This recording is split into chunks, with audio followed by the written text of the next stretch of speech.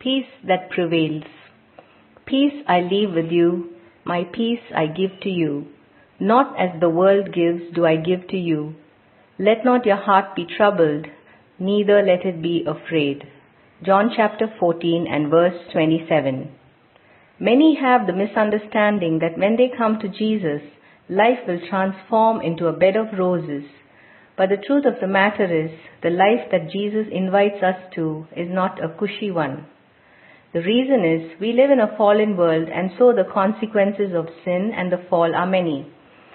That is why there is so much of poverty, pain, suffering, sickness and death. Being part of this system then makes us also vulnerable to all of the above.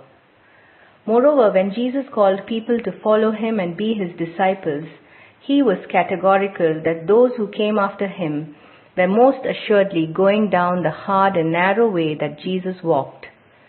Jesus never painted a rosy picture for his disciples, but here's what he assured them. I have told you these things so that in me you may have peace. In this world you will have trouble, but take heart, I have overcome the world. John chapter 16 and verse 33. So what is it that Jesus offers that far outweighs all the trials and hardships one faces in this world? He offers a peace that no one else in this world can give. It's a peace that can calm and soothe our hearts and remove all fears and anxieties, even in the midst of all the confusion in and around us.